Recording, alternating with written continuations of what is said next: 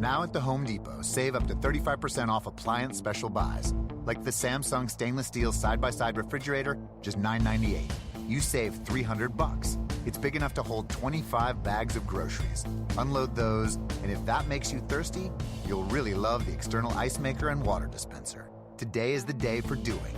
Spring Black Friday savings now at the Home Depot. More saving, more doing. U.S. only while supplies last. See store for details. Valid through April 17th.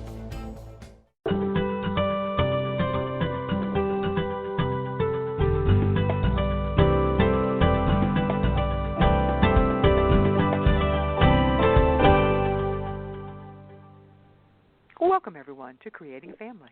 Talk about adoption and infertility. Today, we're going to be talking about combining children by birth and adoption. This is a topic both near and dear to me on a professional level as well as a personal level. I think you're going to enjoy the show as much as I have. Here's a sample of what you're going to hear. I don't think enough research to support, consistent patterns of research to support that having both biological and adopted children in the family, significantly increases the risk for adjustment difficulties for the adopted child, whether the child comes before the adopted child or after the adopted child. This show is brought to you by Creating a Family. We are the National Adoption and Infertility Education and Support nonprofit.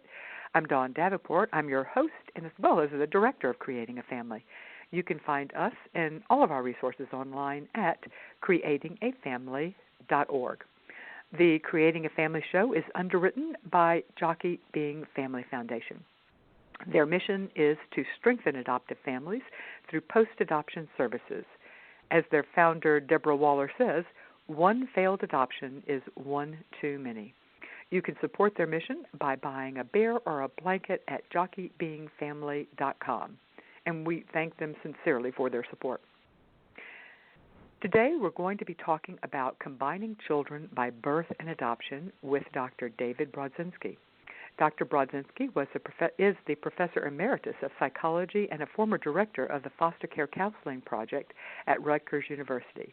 He is also the author of the seminal book on adoption and about adoptees titled Being Adopted, The Lifelong Search for Self. Welcome, Dr. Brodzinsky, to Creating a Family. We are so honored to have you back again. Well, thank you. Good morning, Don. Good to be back. It feels to me that there are more blended families or families combining children by both birth and adoption. It's hard to actually get numbers on this, but the National Survey of Family Growth found that an equal percentage of women who have and who have not had a birth have adopted children.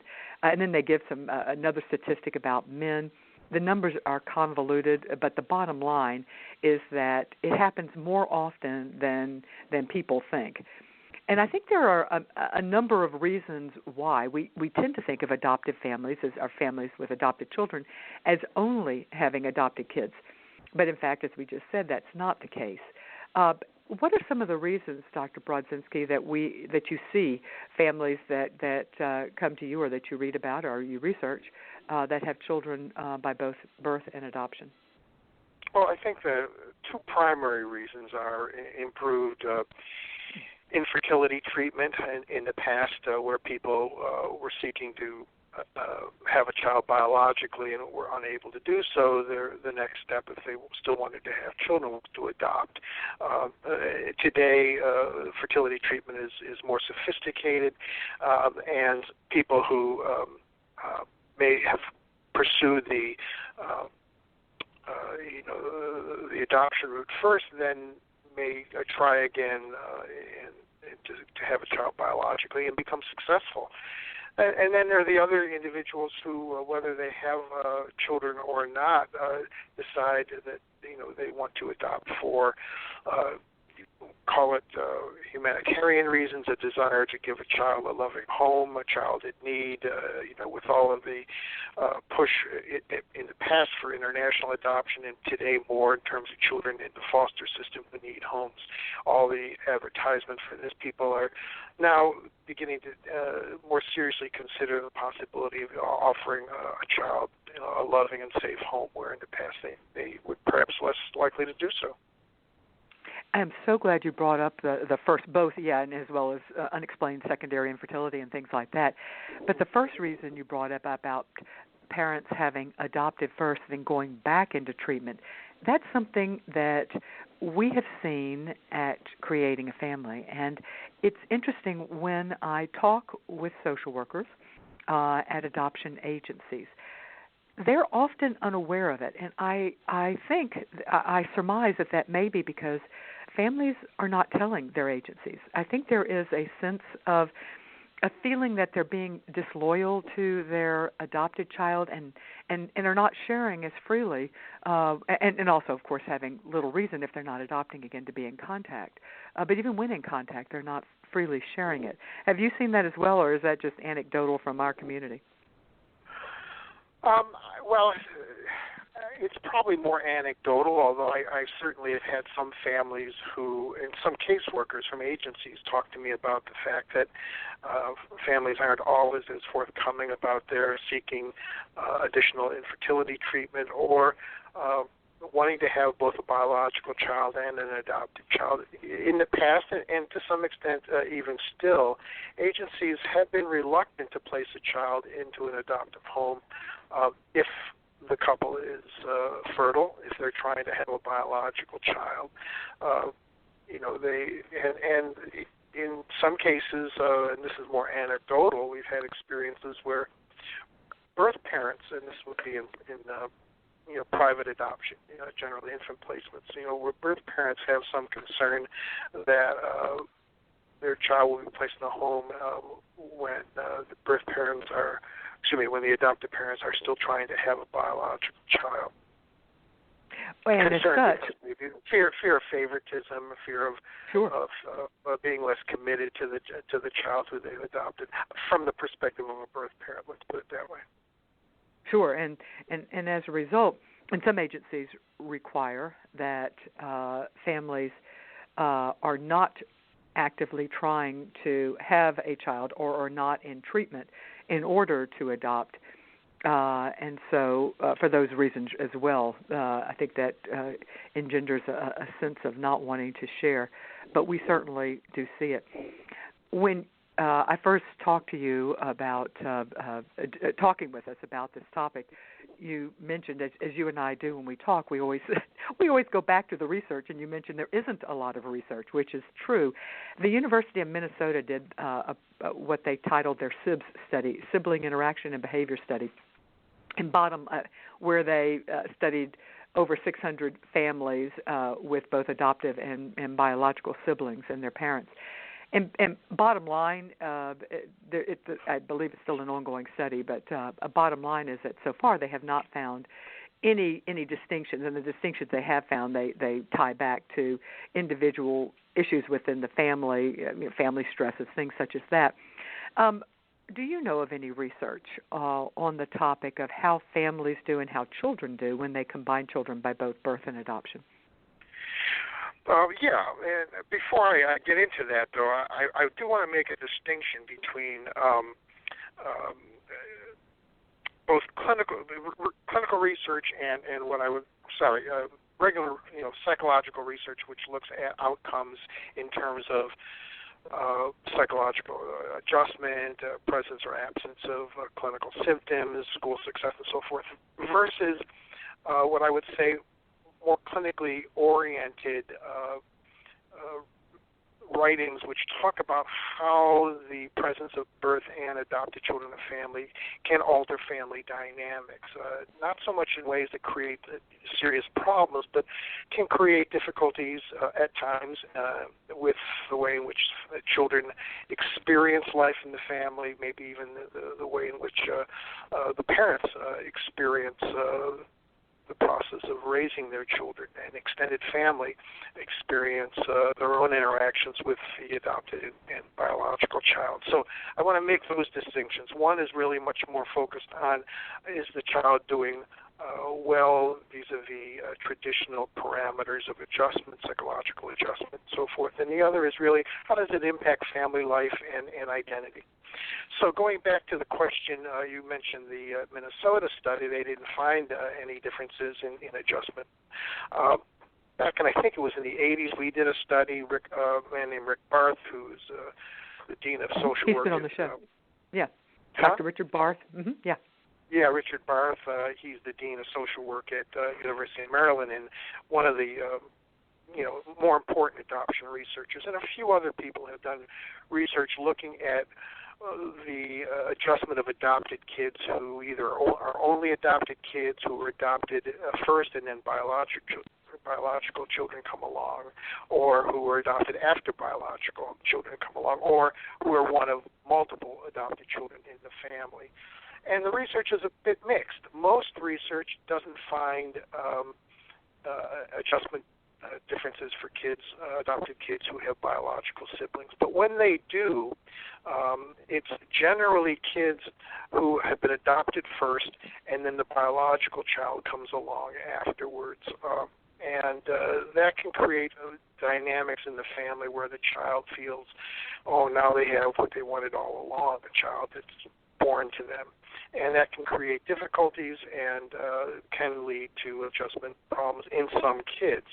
But that hasn't been replicated. We didn't replicate that study in our research, but other people have. And so I would say it probably is very complex, and when we find differences, probably related to factors in the family that are not being adequately controlled for in the research.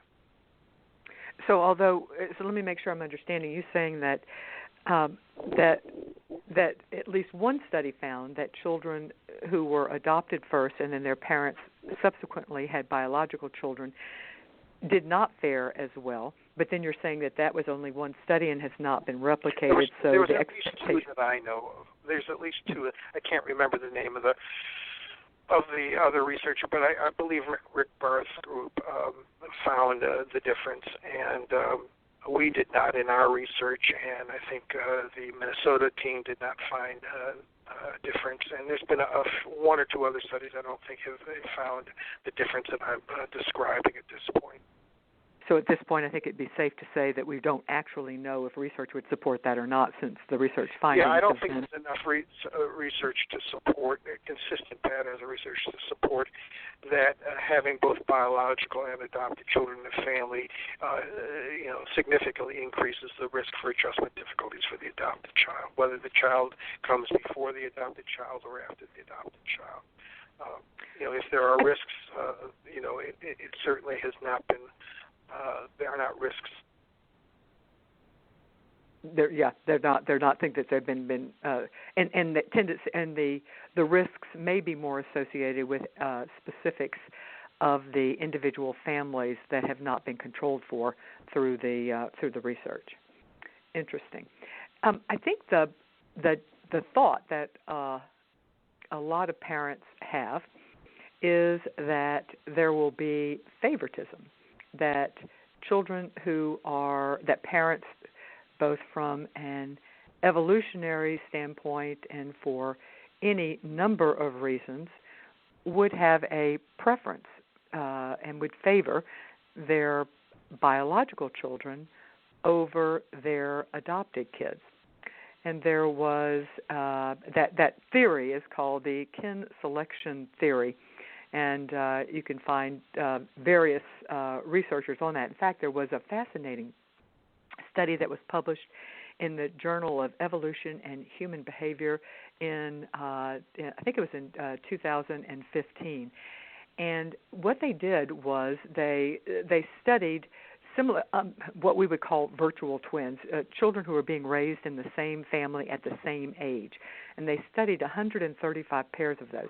Now, of those, they only 41 that were adopted children paired with a biological child. The rest were and the more common, I think there were 94, were two adopted children, where families adopted two children that were of similar age.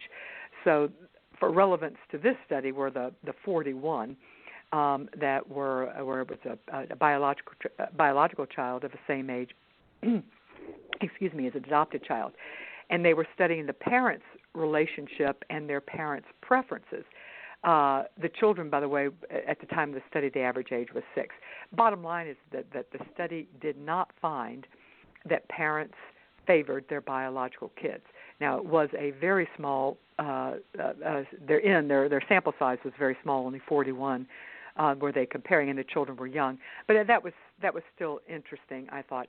Do you know of other, I mean, as I said, I think there is almost a preconceived idea that parents will favor their biological kids. What are your thoughts on that, Dr. Brodzinsky? Well, I certainly have seen examples of it in my practice. I've seen examples where grandparents or uncles and aunts or other extended family favor the biological child over the adopted child, but it's not a consistent pattern. Evolutionary theory, and I don't know if you talked about this in describing the virtual twinning study, but evolutionary theory has suggested that parents would favor their biological child because evolution is about passing on your genes to preserve the species. And that's where that idea comes from. But it hasn't been supported, as you noted, not just in the virtual twinning research by Nancy Siegel and others, but in a few other studies that have tried to assess how parental attitudes and actions relationship to their adopted versus biological children. It is something that it's important also to think about this not just from the perspective of parents' actions, but also the perception of children and what they experience growing up in a family where there are siblings who are biological to the family or not. And there's been some research, some of it not published yet, but I've read dissertations that have looked at youth and young adults who've had this experience, and about a number of themes come out in the discussions of these young people about the experience. Themes about at times feeling different. By the way, I want to emphasize that these are not universal themes, but these are themes that sometimes are experienced and don't necessarily lead to adjustment difficulties, but they can influence identity and family dynamics. And one of the themes is feeling different from others in the family. It may be because the child interprets that through not being biologically related. It may be because, in fact, they're not biologically related and others in the family are more similar to the parents in characteristics, whether it be racial characteristics or personality or intellect and so forth. Another theme is a feeling that it compromises feelings of closeness to the family or a sense of belonging. Favoritism theme comes through.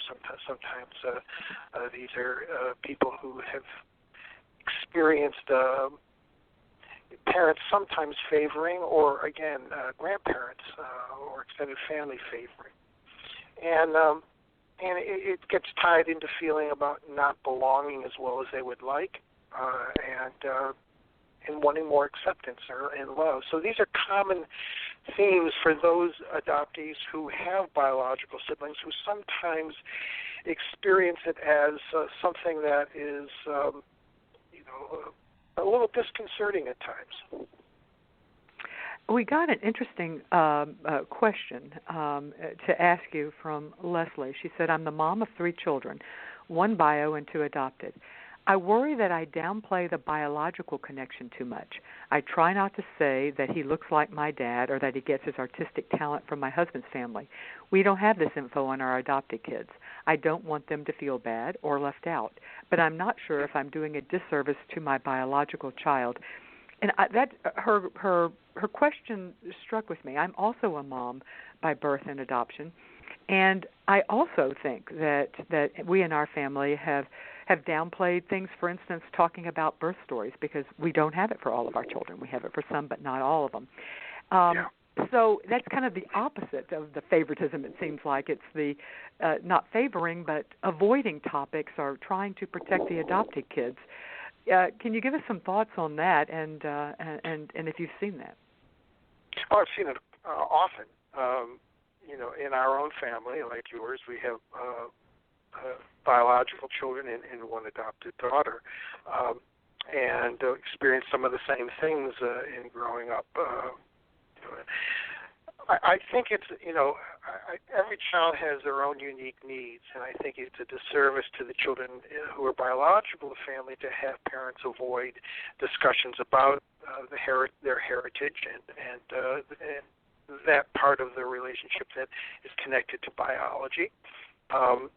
But I think at the same time, one can raise the issue not so much in a factual sense, but in a curious sense. It often makes me wonder, about your biological parents and what you've inherited from them, and what the strengths are that you have from them, and what vulnerabilities you have.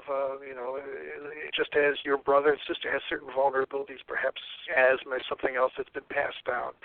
And that sense of curiosity both gives the child permission to think about their heritage, and it also opens up conversations, or at least the opportunity for conversations, sometimes about the unknown, and sometimes about what is known about the past. I like that it gives them permission to think what we would like to think about their heritage and their biological family. I think it's most parents and most adoption professionals, we don't want to believe that our children need our permission, but in fact, over and over again, we hear that out of a sense of loyalty or whatever, children don't want to hurt us, and they're aware oftentimes that we're sending signals that we're not comfortable with the discussion. So I think that's a really good point. And another thing, sometimes I wonder if I have thought that in a way that I put less pressure. I mean, on your biological children, it's easy to think, oh, well, they should be good at math. Their dad is a CPA or whatever, or they should be good at X, or they, I don't know why he's not good at sports or whatever, because we assume that they will be like us or our family. And that seems unfair as well, maybe putting too much emphasis on the strength of biology alone. Or the vulnerabilities of biology. It's not just a matter. You may say, "Well, I expect you to be good at math. Your father's an engineer, and I'm a math teacher." But it might be that you don't expect them to be particularly good in at music or in the arts, because neither parent has shown at least any talent in that area. So I think it's a matter of we parent from the perspective of fostering strengths and trying to support vulnerabilities. I think we do that. We can do that from the perspective of adoptees as well. If we're parenting from a strength-based perspective, we look for those areas in our children, whether biological or not, that we can not only support but encourage, praise, etc. And where there are vulnerabilities, again, we support them to either learn to manage those vulnerabilities, to overcome them or cope with them, and so forth. And I think that approach is appropriate and relevant and necessary, I think, regardless of whether the child is adopted or not. It may be easier on some level to identify the strengths and the vulnerabilities, frankly, in the biological children, to the extent that they have a genetic basis, and as a parent, that, where your strengths are and where your vulnerabilities are. So you maybe be more easily to identify them in your biological children, and have to kind of be more observant, and more curious, and explore more where they are with your adopted child. Some of it's going to just naturally manifest itself, but in other ways it may not, unless we give opportunities to the child to explore in different areas. Exactly. You mentioned favoritism by grandparents, and that is a recurring theme. Again, not supported necessarily by research, but we certainly have heard from families. There is a little bit of research there. Yeah, that makes sense, because we certainly hear that, or the concern for that. So how should parents handle when let's say a grandparent, or it could be an aunt and uncle or somebody else, but more often we hear it with grandparents, where grandparents show a preference to the biological grandchild. How can parents prepare for this in advance? If they know they're going to be having a biological child or adopting a child after having a biological child, how can they prepare in advance, or how can they handle it once it's happening? Yeah. Let me expand your question slightly. Sure.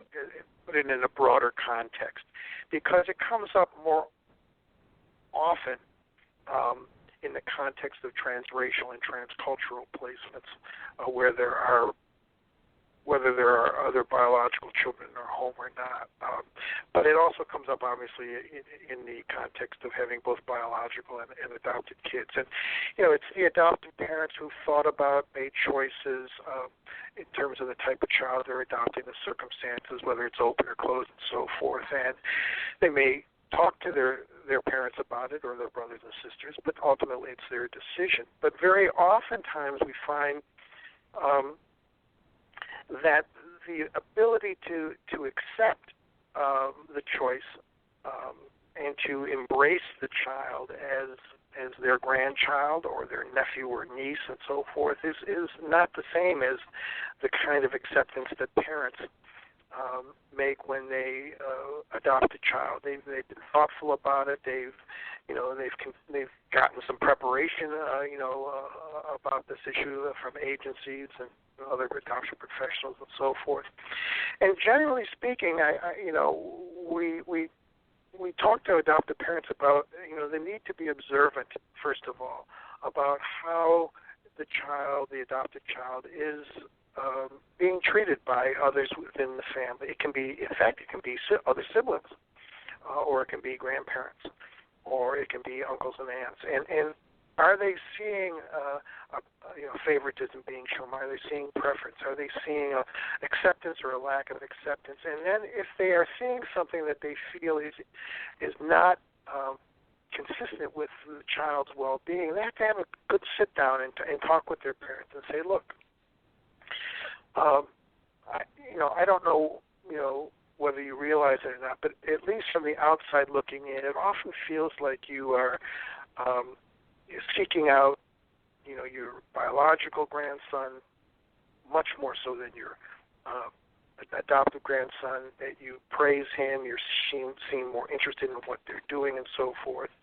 And it really is important to me, not that you treat them the same, because that's unrealistic, but that you treat them fairly, that you show interest, that you be able to acknowledge and accept in a way that meets the child's need, that you are his grandfather or the grandmother, and that you're interested in him and you support him and so forth. So it sometimes means a good sit-down with a parent or a brother or sister, especially when there is more obvious rejection or ignoring or even perhaps some overt criticism of a child, and the child is aware that they are not favored or accepted by some extended family member.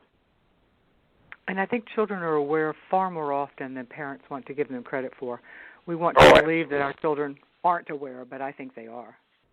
Well, part of it is, to the extent that the child feels somewhat out of place or feeling different, then their radar goes up. They're looking for instances that confirm, others think that I'm different as well. Others don't accept me. Others don't, feel that I belong here the way that mom and dad say I belong here. So, if the child, has begun a process of questioning that themselves, then they're on the lookout for confirmation.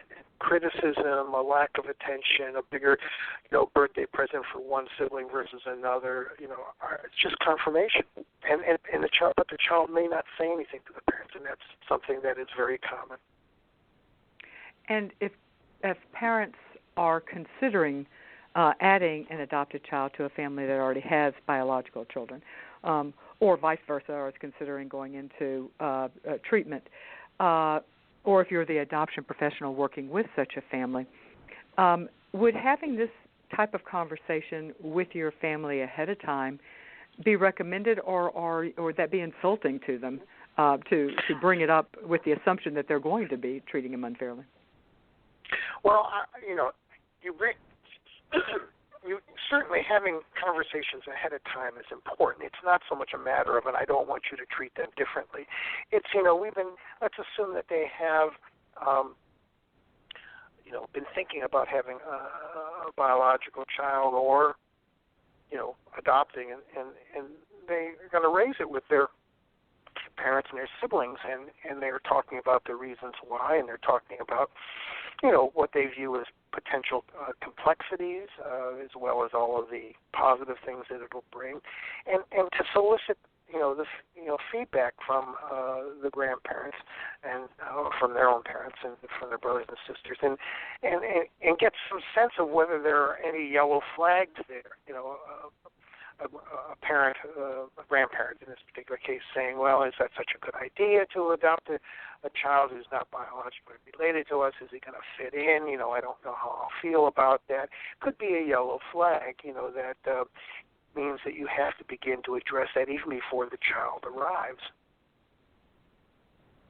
Yeah, the one we hear is, adopted kids are going to have all these problems. Should you do that to your other children? Is it fair? Those are often things that you might hear. And again, that would be a yellow flag that could require some education. Could also require letting them know that you have thought about it and that you don't agree with it, or and all of that, if you can anticipate it ahead of time, could be helpful. Yeah, I've had in rare situations, but nevertheless, I've had some experience where the adopted parents have had, at least temporarily, to cut off contact with a family member, in the cases I'm thinking about a sibling, because the sibling simply was unable to accept the adopted child as being part of the family. The person was just too critical. And as it turns out, in this particular case, the adopted child had some learning difficulties and some mild behavior problems that created stress, and it altered the uncle's view of the child, and he was unduly critical and couldn't keep his mouth shut when he was with the family. So they said, look, until you're able to be more supportive of us as parents of this child and of the child more directly, we're going to limit the contact. And another thing that perhaps would help and to talk about ahead of time is we certainly hear that from parents that their parents, the grandparents, don't approve of the type of parenting they're doing. We hear this more often when they have adopted a child who's experienced trauma, an older child.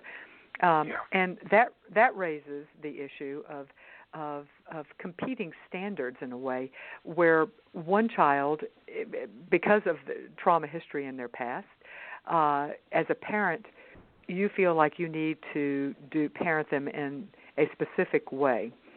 But with a child who is born into the family, you may feel you don't need that. So how does that play out? Different needs of different children, and we say we want to treat them fairly but not necessarily equally, but that's easier said than done, especially when there's a concrete thing that you're doing differently. Right. Well, I think one of the things that adoptive parents are increasingly educated about is that parenting a child with a history of early trauma, multiple foster placements or orphanage life and so forth, is going to be a different experience than parenting a child from birth, whether through adoption or being born into the family. And I think the scenario that you described often comes about where a child is born into the family, and let's assume the child is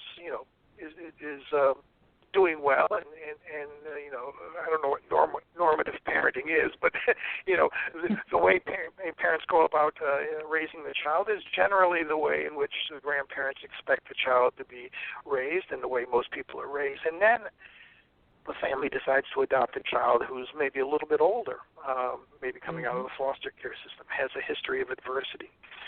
And the traditional ways of parenting the child, whether traditional ways of disciplining or what you expect of a child at different ages, gets thrown all out of whack, and you're parenting a child in a way that is quite different than the first child. And the parent, and the adoptive parents generally today are given at least some preparation for this. Maybe not enough, certainly not enough. But the grandparents generally are not involved in that, and so they see the child acting out in ways that they don't understand.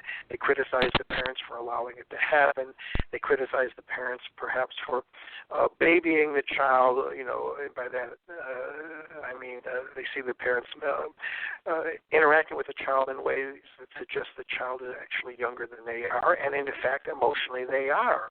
So sometimes, a 5 or 6-year-old may need to be cuddled the way you cuddle a baby, but adoptive grandparents think that's babying the child and is not good for the child. And so it's a matter really of helping the adoptive parents, helping their parents and their brothers and sisters to understand that parenting a child with a trauma history is a different experience, requiring different expectations, requiring different skill sets, different knowledge, and frankly, you can't compare parenting that type of child with parenting a child without that type of history. Yeah, and I think that it matters, but how do we handle, I'm thinking in terms of how we handle the interaction between the children and what the children's perception of fairness would be. You don't make her stay. If I get out of my bed at night and come in, you make me go right back to my room. If my sister does it, you let her climb into bed with you, or something like that, where the children are perceiving a difference. Yeah. Well, it's complicated. Part of it depends on how old the children are and the ability of the child who's jealous to understand that, fairness isn't about being treated exactly the same. Fairness is about each child getting what they need and being able to explain to the jealous child that your brother or your sister really needs something that you don't, that you are able to, you're able to be in your own bed at night, reasonably comfortably. And when you need to come in, or when you need me, I'll come in to you. But your brother, your sister, needs something that, because of what's happened in the past, needs something that you did not.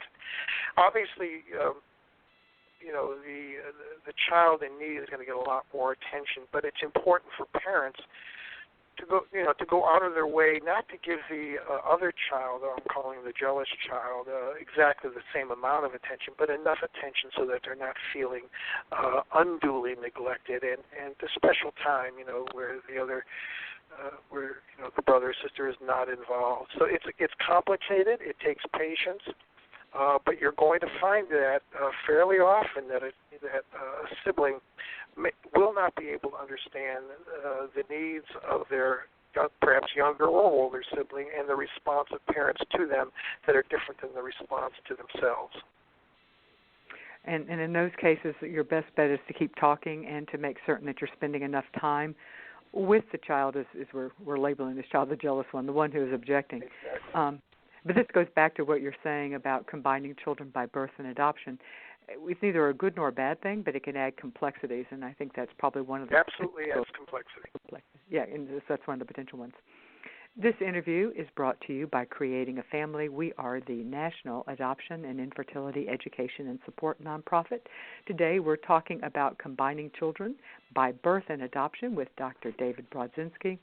He is a former professor of psychology and former director of foster care counseling project at Rutgers. He is a longtime adoption researcher, and he is the author of Being Adopted, The Lifelong Search for Self. One of the ways that we keep in touch with all of our community is through our weekly e-newsletters. We would love to have you join us, get on the newsletters. You can do that on the top right side of any page of our website, creatingafamily.org, and you can choose either the adoption or the infertility newsletter, depending on your interest. Most likely it would be adoption. Dr. Brodzinsky, you talked about jealousy, and that leads us to a question we received from Rachel. She says, we have 2 children, one by birth who's 16 and a son by adoption who is 14. We adopted our son when he was 6. He is very rebellious and is always in trouble at school and now with the police. His presence in our family, we now are beginning to realize, is not healthy for his older brother. All of our time and energy goes to him. Our eldest son is withdrawn. I would appreciate any advice. This is a case similar to what you were talking about. This is not jealousy, but this is where parents are struggling with feeling that they're not being equal in their time, and perhaps they can't be equal, but the fairness doesn't feel like it's there either. Yeah, I think that, the parents have to start with exactly what you said, with the realization that at least at this time, and maybe for a long time before, their time needed to be with the younger child, that the child's needs were simply greater, more urgent, and they didn't have much choice, in order to help this child to be integrated into the family in a healthy way and to adjust. The issue with the older child, clearly, it starts with finding time with this child privately to talk about what is going on, to talk about the experiences that he has had since the placement of the child and how, it's made him feel. It's about finding special time with the youngster separate from the sibling to be able to affirm who this child is and to be involved in the child's life as much as possible. It's a situation that it seems ripe for some family work in being able to address the complicated dynamics that come about when one of the children, whether biological or not, is having significant adjustment difficulties that require a lot of parental time. What you described here is not just about adoption. I've worked with lots of families where one child has some type of developmental disability, or it may be an emotional problem or a learning challenge that requires an inordinate amount of parental attention, and it creates jealousy in other kids, and how that the other child reacts is highly, variable. Some withdraw, some act out, some understand and become supports for their sibling. Some are able, some are forced to develop kind of precocious independent skills to do for themselves because no one else around is doing for them. Some find supports outside of the family with coaches or the parents of friends or teachers or whatever. So it's highly variable, but certainly beginning the process of talking with the older child about what's going on and how he or she has experienced the family process over the last few years. That's where I'd begin as a therapist. And just knowing that, for the child's standpoint, knowing that somebody has witnessed that, in fact, they haven't been receiving the same amount of attention, and also for the parents to take a look at their own external activities to see where they could create more time that they can spend. Dawn, you used a phrase I think is very important. I'll translate it into the phrase of bearing witness. Being able to tell your son, I'm talking about the older son here, it seems I've noticed over the last year or 2 or 3, that you've experienced, much less attention from us. It's been difficult for you. We've often not been able to be there for you in the way that you needed us. And, it pains me. I feel so sorry. I feel guilty about that as a parent. But more important than anything else right now is I want you to know that I understand that this has gone on, and that I understand that you've experienced some distress from it. Can we talk about that? So it's owning the parent's role in it. It's when the parent says that, it is acknowledging the child's experience and the child's distress from it, and that begins the process of creating an environment where the child may feel free to begin to talk about it. Yeah, I love that, bearing witness. That's beautiful and important because we all just fundamentally want to be heard. We want to be seen. We want our pain to be seen. Yes. I wanted to circle back to something you talked about a little earlier. At the very beginning of this interview, we talked about the different ways that families are formed by combining children by birth and adoption. One way is that they had biological children, and then because of social reasons or humanitarian reasons or whatever, biology wasn't important, and they thought, we will adopt a child because it simply doesn't matter to us. So there's that. They experienced biology and experienced giving birth, and then they actively chose adoption. And another way was a family was infertile, adopted, but still yearned to experience the biological connection, or the birth and the breastfeeding and the pregnancy and things that way, or still yearned for the genetic connection to see the similarity, the perfect mix and stuff like that. So we've got those kind of two different. And then the third one was they had a biological child. They wanted to have another biological child, but were unable, and then chose to adopt as a result of secondary infertility. And so there's kind of like three different categories, but I'm going to lump the last two, which were their first choice, Plan A, was to have a biological child, and they were unable, and they adopted. I want to compare that to the ones who had not faced infertility anyway, had chose to adopt not out of infertility, but out of it's a choice we can freely make, so why not make it? Yes, called preferential adopters. Preferential adopters. I've also heard them called social adopters, which I don't particularly care for, but yes. So compare those two motivations for coming into adoption for how it plays out for the kids, both from the perception as well as what parents need to be aware of for their own tendencies if they entered adoption that way.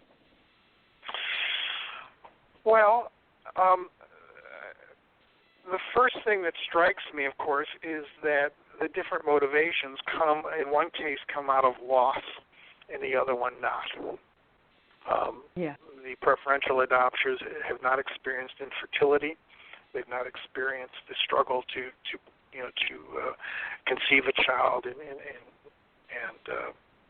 have not been successful. What we know from both research and more from clinical writings, clinical work, is that obviously loss is an important dynamic in the adoptive family system. And children, of course, enter their families after being separated from, define it as losing their biological family. And for parents to be able to support their child, they need to be able to acknowledge their own loss. And so we sometimes find that people who are infertile, as opposed to the preferential adopters, have a little bit more difficulty acknowledging the inherent loss that's part of adoption, and to, if you will, bear witness to it, in the dynamics of the child's life, than do preferential adopters, because they haven't experienced at least the process of infertility and the loss associated with that. They've experienced, if you will, the loss of a genetic connection, of course, but that was by choice. They've experienced other losses that are by choice. The infertile couple, who've adopted, obviously made a choice to adopt, but their first preference was to have a child biologically. So I think that issue of how is loss handled in the life of the adoptive parent and how it gets translated into being able to support the loss that is an inherent part of the psychodynamics of the adopted person is a really critical issue to be thinking about and to be managed within the family. You mentioned at the beginning that it lends itself to a child thinking or on some level perceiving that they were second place, that they weren't their parents' first choice. Do children who are adopted, not preferentially, but through, as you point out, loss, be it primary infertility or secondary infertility, do they perceive, even their parents, no parent wants their child, or most parents don't want their children to be perceived as second place. So how do we as parents make sure our children don't? Well, I mean, the answer is over time, children inherently come to understand that that adoption is not an envied family status in the broader society, meaning that most people prefer to have biological children, and that most parents who adopt children generally seek to have biological children first, and then when they're unable to, or even after they have a child, they will adopt. So it's I remember a 16-year-old who talked to me about her experience of adoption. She said, my friends, they think it's cool I have two moms and two dads. She said, but there's a subtext to their comments, and the subtext is, but I'm glad I'm not you. Meaning that they don't envy the fact that she is adopted and is not biological to the family. So, it's not something young children can focus too much on, but when you start to get into the middle childhood and preteen years, your awareness of the implications of adoption grow. They grow in part because of parental explanations. They grow in part because of the child's exposure to the broader society and awareness of how families are formed and to the value that people place on different aspects of family life. Mhm. Yeah, and at some point. And so how does that play out when you have children in the family, one through the preferred method, and I'm saying that in air quotes, the method society seems to deem as the normal method, i.e., through birth into the family, and a child who came by the less preferred method through adoption. How does that play out in sibling relationships, and what can parents do to prevent that or to at least lessen it? Well, I think that the first thing, let me answer it in the following way. When parents ask me to talk, how do we begin to talk about adoption to our children when they're, in the early years? I say, well, let's start with, first of all, talking about birth and reproduction. Help your children to understand that we're all biological creatures. We all come into the world in the same way. Essentially, there are a few differences, of course, which we don't need to go into. But that we're all biological creatures, and that's a wonderful thing. And then you talk about how families are formed, and that there are all kinds of families. There are families in which the child is born into the family. There are families that are created when a child is adopted, a child is fostered. There are families with one parent. There's a child. Most families have two parents, but there are some families where the parents separate, and now we have children of divorce, and then blended families when parents get remarried. We have families with two dads, families with two moms. We have families where everyone looks the same in terms of race, and families where they don't. And what you're doing is you're normalizing diversity in the context. So the discussion isn't just a factual description of all different kinds of families. It is talking about the texture of family life, and the richness that diversity brings in our world, not just within the context of family, but in you can make generalizations to other experiences where when you have diverse experiences, you learn, your sense of self is enriched, your experience, your knowledge is enriched, and so forth. So you start with birth and reproduction. You describe, normalize, and celebrate, frankly, diversity. And then you begin to talk about that in our family. We formed our family in, through adoption and through birth. In those cases, just given the time that we're talking today, we've chosen to form our family through two different types of processes. And each brings a different experience for us. Each brings a different experience for you.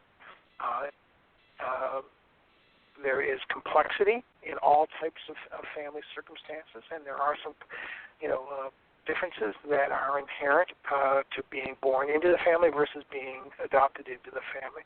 To deny those differences, I think, would be a mistake. But to define those differences as deficits is also a mistake. So, we bring the differences out onto the table to be talked about. So you were adopted into the family, and what that means is that that you don't look as much like us as your brother does. How does that feel? Let's talk about that. Maybe that the brother doesn't look much like the parents either. Mm-hmm.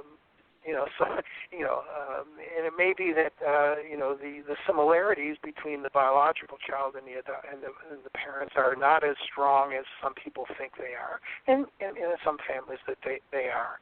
So part of this is about being as transparent as possible, being able to reframe issues that appear to be negative into, at the very least, neutral terms, and thinking about difference now.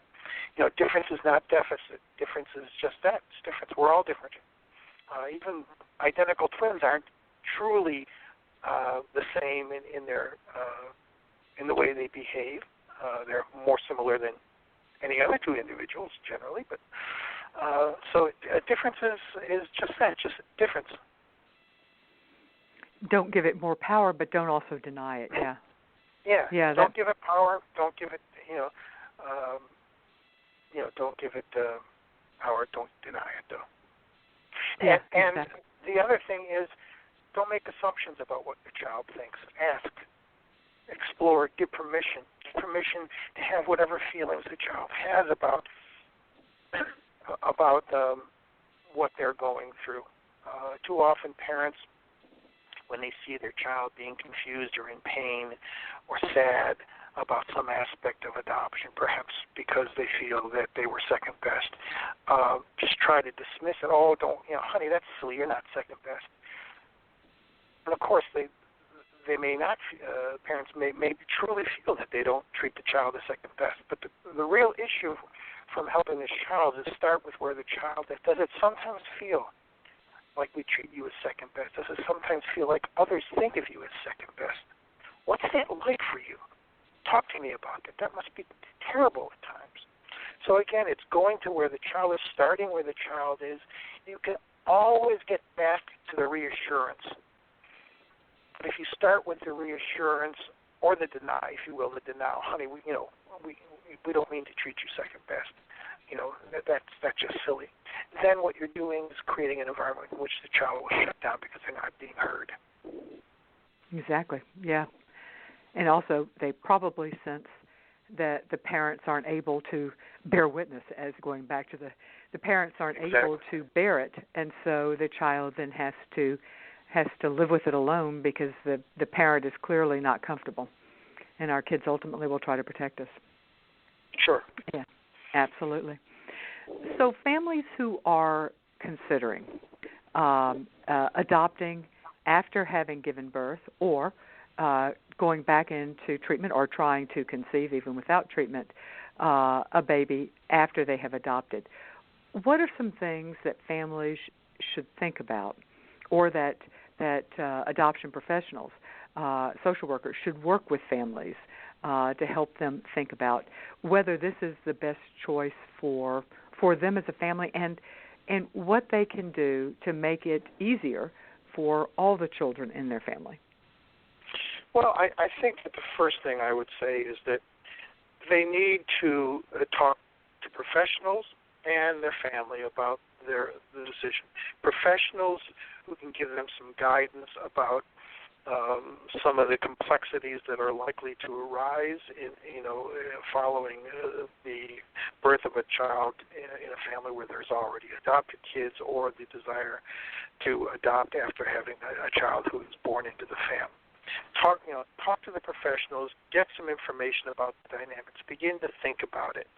Talk to your family, your parents, your siblings, and so forth, to get a sense of how the family feels about this. Will they be supportive? Particularly because it's, when you're thinking about adopting, the question is not just about adopting, but what kind of adoption are you thinking about? A baby, an older child, a child of the same race, a child who has a history of diversity, a child who's disabled in some ways. You need to be thinking not just about the idea of adopting, but what kind of a child are you thinking of adopting? Because that plays, it's not just the fact that you have an adopted and a biological child. Characteristics of children, whether biological or adopted, are often what creates the complicated dynamics within the family. So talk with your family about, what your plans are, get feedback. And then, of course, one of the things we haven't talked about too much, if at all really, is if you have a child in the family who's old enough, let's say 5 or 6 years of age and older, and you're thinking of either adopting a child into a family and the older child's biological, or you're going to try to have a biological child and the older child's adopted. It's about preparing the sibling, the older sibling. So, mommy and daddy are thinking about, bringing another child into the family. And we're thinking about adopting a child. Do you know what adoption is? And beginning to explain that. And how would you feel about having a brother or sister come into the family? Someone who was born to another family, a family that could not take care of them.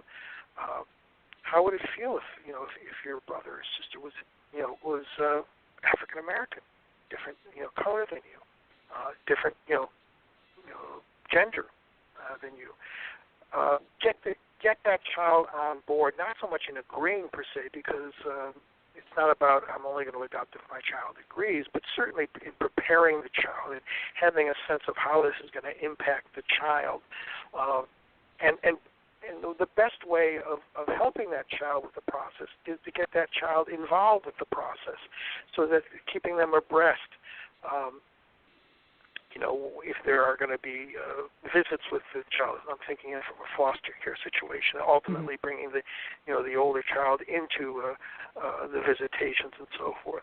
So preparing slightly older kids who are old enough to be prepared is an often missed opportunity for helping the family to transition into this new phase of their life more successfully. And we, at Creating a Family, have resources to help families prepare older children, prepare siblings for the adoption of a child. And I was really glad to hear that you started with, let's talk about what adoption is. Because oftentimes children are really not clued in or have misinformation. And all of that is I think, really helpful. So if so, for family standpoint, talking with professionals to become educated, another way is, get yourself educated on some of the potential, as you call it, complexities that combining children by birth and adoption. Talking with your family. I would just add, I think that oftentimes it's depending on the dynamic and the relationship between you and your parents, or your husband or your spouse and his or her parents, is that you're not asking their permission.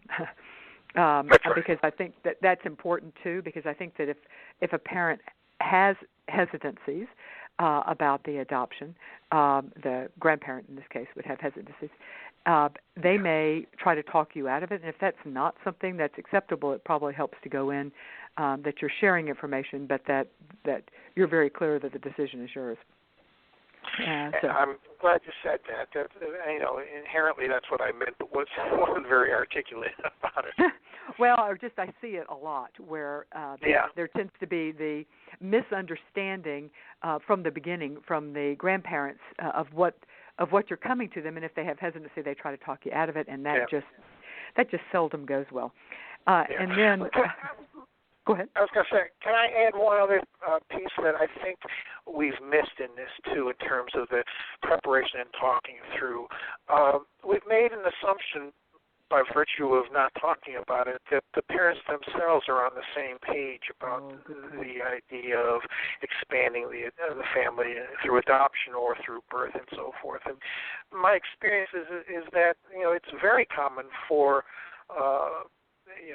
the parents not to necessarily be on the same page, or at least as far along in the process as each other. And so making sure that the parents themselves talk through their motivations, their concerns, their hopes, their desires, their fears, and so forth.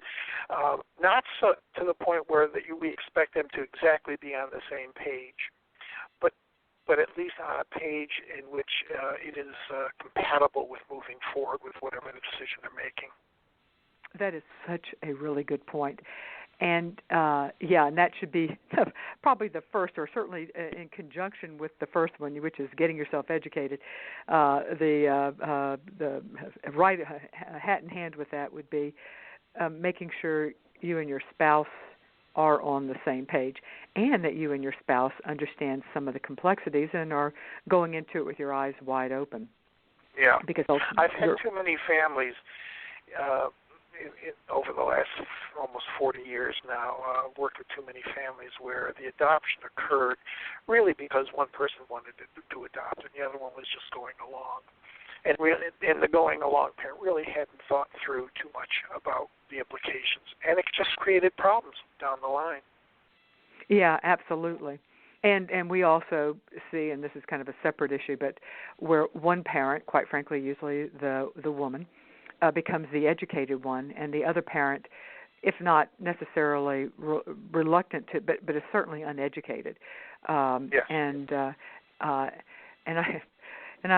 We see that more often than I would like.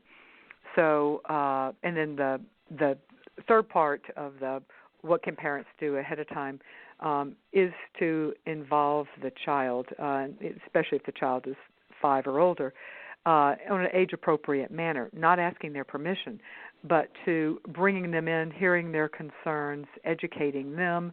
There's some wonderful children's books, and we have a list of children's books to help prepare siblings for an adoption.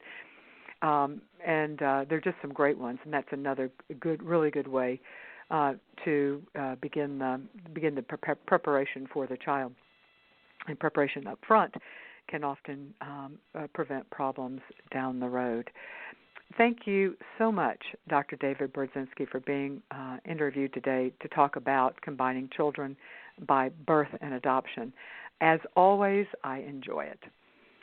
I wanted to take a moment now to tell you that this is the giving season, and everything we do here at Creating a Family is dependent upon donations from folks like you. If you have benefited by Creating a Family, please do us a favor. Hop over to our website, creatingafamily.org, click on the donate button, little green button in the top right side, and make a donation. Any amount is truly appreciated. Also, let me remind you that this show is brought to you by our partners who believe in our mission of providing unbiased, accurate information to pre- and post-adoptive families. Two of our wonderful partners are Children's House International. They are a nonprofit, Hague-accredited international adoption agency with programs in 13 countries. They provide full services, including home studies, in the states of Florida, Louisiana, Massachusetts, Texas, Utah, and Washington State. And they can place children with any U.S.-approved family worldwide. We also have Children's Connection. They are an adoption agency providing services for domestic infant adoption, embryo donation and adoption throughout the United States, and they can do home studies and post-adoption support to families in Texas. Thank you so much for joining us today. I will talk with you next week. Come to the Home Depot this month and you'll learn a thing or two. Actually, 3, with 3 free do-it-yourself workshops. Learn how to design and care for your container garden by selecting the best soil and aesthetically arranging your plants. Learn how to install tile flooring, even how to keep your outdoor deck and patio space in the best shape possible. See, it's never too late to learn something new. Register today at homedepot.com/workshops for a do-it-yourself workshop near you. Only at the Home Depot. More saving, more doing. Now at the Home Depot, save up to 35% off appliance special buys. Like the Samsung stainless steel side-by-side refrigerator, just $9.98. You save $300. It's big enough to hold 25 bags of groceries. Unload those, and if that makes you thirsty, you'll really love the external ice maker and water dispenser. Today is the day for doing. Spring Black Friday savings now at the Home Depot. More saving, more doing. U.S. only while supplies last. See store for details. Valid through April 17th.